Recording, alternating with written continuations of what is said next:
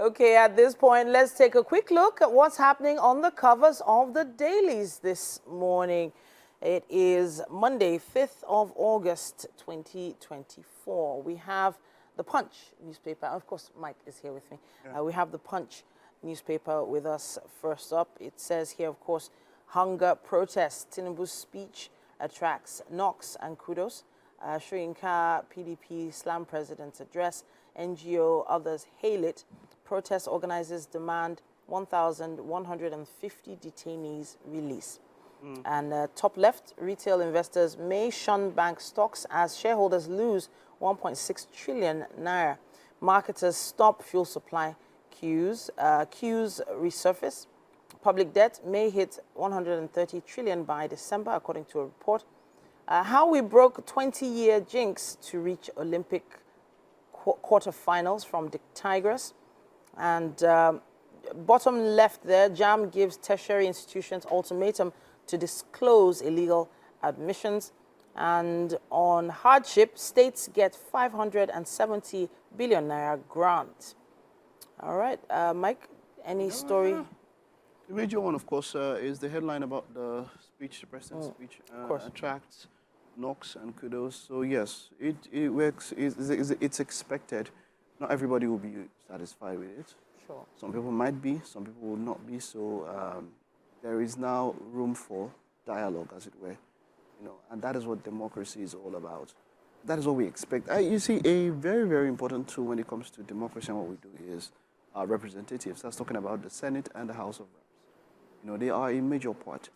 Are they speaking the mind of their constituents?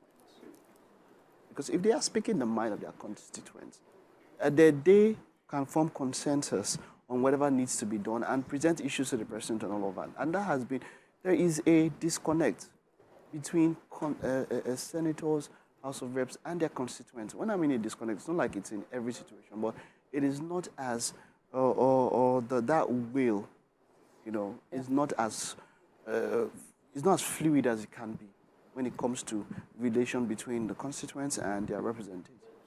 If it's that fluid, then they should be carrying our minds. They should also be the ones to push this out of the way. So there's a lot that we need from our representatives. I like, the term representatives means that there has been this opportunity for people to also gather together and come to a consensus that this is what they want. It's been a long time since I've even heard of, different meetings and places where people come together to even speak to local government representatives, etc., to even take it up. You mentioned 3 tiers of government earlier on today, and I'm wondering if we've actually used all the channels available to get these messages to the top as of right now.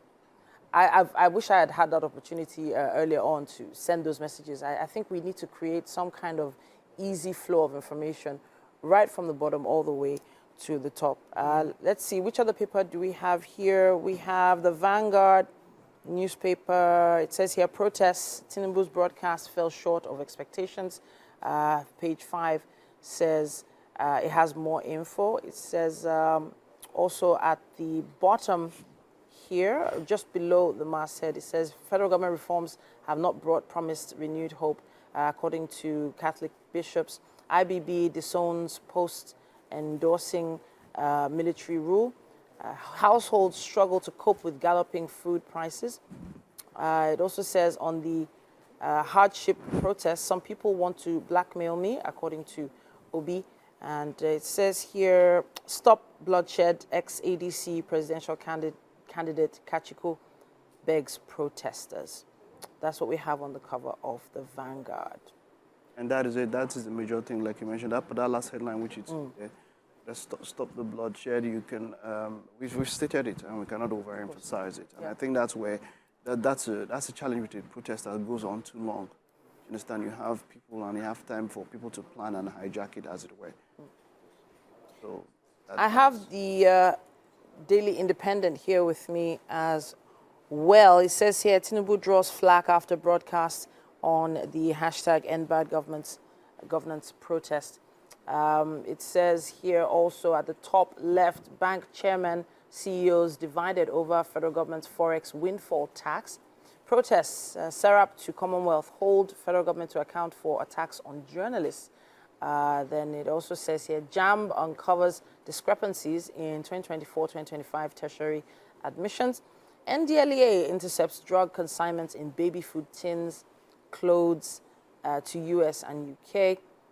Grounding of Arik Air Fleet spells doom for aviation sector, say experts. Now, that's a story that you can find on the cover and wrapping up on page 7. Let me see. Enugu government approves 183 billion naira for 141 urban roads, 20 rural roads. That's what we have on the cover of the Daily Independent. This issue with the issue with JAMB, I was worried about that. That's what I would have even spoken about also about. There was a video I saw here of a colleague who spoke about, and she put up a voice note.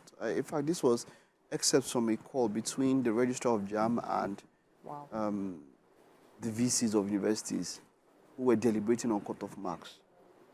And people were pushing for as low as 100. Some polytechnics and colleges of education were even pushing for 80 out of 400. Cut-off mark? I am telling you. Wow. They had discussions, and then they're going, okay, VC of this place stands up, I'm the VC of da-da-da-da-da-da. And I pushed for 140. 140 was the highest. And then you had people, other VCs, seconding those. What was the cut-off mark when we were in school? At least it had to be 200. I made 280 in my exam. 280, at least, yeah, you had 250. Yeah. For different courses. Medicine, you get 240 now. Wow. Different courses get this thing. Now they're telling you 140. To get into a tertiary institute. What are we saying now? I don't understand. Polytechnic, we're going for 100. Then the people that are going to teach your children, that's colleges of education, some of them are pushing for 80. 80. Wow. 80 is fail now. Oh, 80 is 150. Let my people go is 80. Maybe 180. What are you saying? 180, 200 was let my people go. So you want people that failed a particular exam to be the ones to teach you? What would they pass on to the children? How does that even make sense? Honestly, where does that one even start? I need to hear that voice note. They were going as low as 80. And why should somebody wants to go and study engineering. You have 4 courses, you are out of the 400. You understand? You're doing 4. It's 4, right? Not 5. Well, what were the reasons they were giving?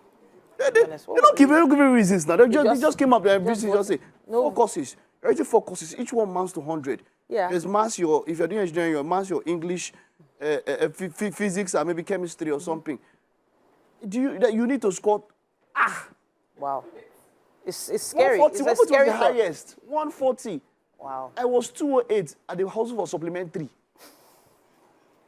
It was supplementary admission, University of Port Harcourt. Wow. What was Unilag cutoff? Wow, you was Then you don't fit, they don't burn you well. You want to go Unilag, you want to see cutoff. What I say, medicine was 250 some years now, 260. The particular year, medicine was 260. That's incredible. So you were going to write your this more. But they're telling all right. you want to go and study medicine, tell me 140. Like, what? Someone, well, all right. Maybe that thing was doctored. We will have because to. of the people that were doing it. So now they let us know the issues that we've known that will cut off. But if the VCs, man. You know what? It's a conversation that we can't finish now, but we'd love to hear your thoughts on some of the headlines we've read today. Use our hashtag WakeUpNigeria on TVC and tag us WakeUpNigeria TVCE on Instagram.